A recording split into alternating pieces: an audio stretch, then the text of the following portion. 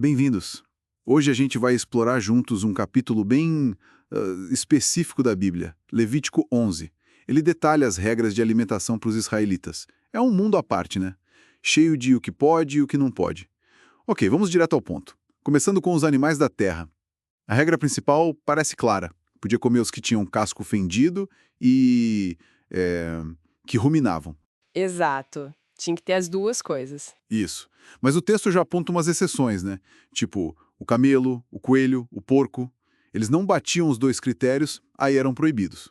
E aí, olha, já entra um conceito-chave: a impureza cerimonial. Hum, isso vai muito além de só pensar em higiene ou se faz bem para a saúde, sabe? Entendi. O fascinante aqui é como essas regras começam a montar um sistema simbólico mesmo. Tem a ver com santidade, com a ideia de ser um povo separado. Faz sentido. Quer dizer, a comida vira tipo um marcador de identidade sagrada ali, né? E na água, como funcionava? Então, para bichos-água, a regra era assim, aparentemente simples. Só podia o que tivesse barbatanas e escamas. Só isso. Só. Qualquer outra coisa que vivesse nos mares, nos rios, o texto diz que deveria ser detestada. Nossa, detestado é uma palavra forte, hein? Parece uma versão bem intensa. Exatamente. E se a gente tenta conectar isso com o quadro maior, bom, talvez essa coisa das barbatanas e escamas simbolize uma ordem, sabe? Uma ordem que eles perceberam na criação. Hum, Aí, as criaturas que se encaixavam nesse padrão, ok, puras. As outras, que talvez parecessem mais ambíguas, fora do padrão, essas eram rejeitadas. interessante. Falamos da terra, da água e no céu. Como ficavam as aves? Bom, aí tem uma lista bem longa de aves proibidas. E é curioso notar um padrão, né? Muitas são aves de rapina, tipo águia, falcão. Predadores. Isso. Ou aves que comem carniça, como abutre. E o morcego? Eu vi que o morcego entra na lista classificado junto com as aves ali no texto. Bem curioso. Sim. O que, para alguns estudiosos, reforça essa ideia de que evitar esses animais podia simbolizar um distanciamento da violência, sabe? Do sangue, da morte. Tudo em linha com essa busca por pureza, por santidade. Entendi. E ainda tinha os insetos. A maioria dos que, tipo, rastejam ou andam sobre quatro patas, como diz o texto, era proibida. Pois é. Mas com uma exceção interessante. Alguns gafanhotos, grilos, esses que têm pernas articuladas para saltar, esses sim podiam comer. Mas olha, as regras não eram só sobre comer ou não comer, né? Tinha toda uma questão sobre a impureza que vinha pelo contato. Ah, é verdade.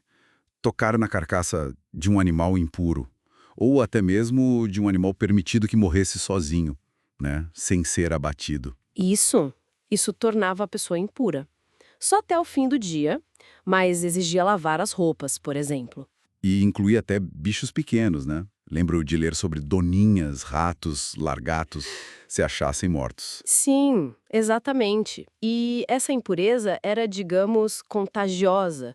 Se a carcaça de um bicho desses caísse sobre alguma coisa, um pote de barro, roupa, até semente para plantar se estivesse molhada, contaminava. Nossa, Aí tinha que purificar o objeto, lavar ou, no caso do vaso de barro, quebrar. Imagina isso no dia a dia. pois é, devia exigir uma atenção constante, né? Para manter tudo puro, os utensílios, a comida, a casa. Quebrar um pote toda vez devia ser complicado gerenciar. Bom, então, para que tudo isso? Qual era o propósito final dessas regras todas? Olha, o próprio texto dá a dica lá para o final do capítulo 11. O objetivo era ensinar a distinguir o puro do impuro, o que se pode comer e o que não se pode. E tinha uma ligação com um chamado maior, certo? Aquela coisa dos seres santos porque eu sou santo. Exatamente. Uma forma de viver essa relação especial com Deus ali no cotidiano, lembrando também da libertação do Egito, né? Precisamente. Essas leis de alimentação e pureza são, assim, peças fundamentais para construir a identidade do povo de Israel.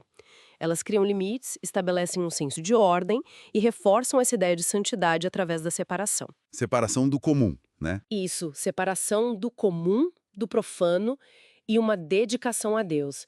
Não são regras aleatórias, entende? São como ferramentas para moldar um povo, com uma identidade específica. E fica aqui, talvez, uma reflexão para a gente levar. Além dessas regras específicas sobre quais animais comer ou não, que princípios maiores sobre ordem, sobre separação, sobre uma visão de mundo mesmo, será que essas leis antigas refletem? Boa pergunta. E pensando hoje, né, como será que diferentes culturas, ainda hoje, continuam criando e mantendo suas próprias distinções, sejam alimentares ou de outros tipos, para definir quem são, para marcar sua identidade? É algo para se pensar, né?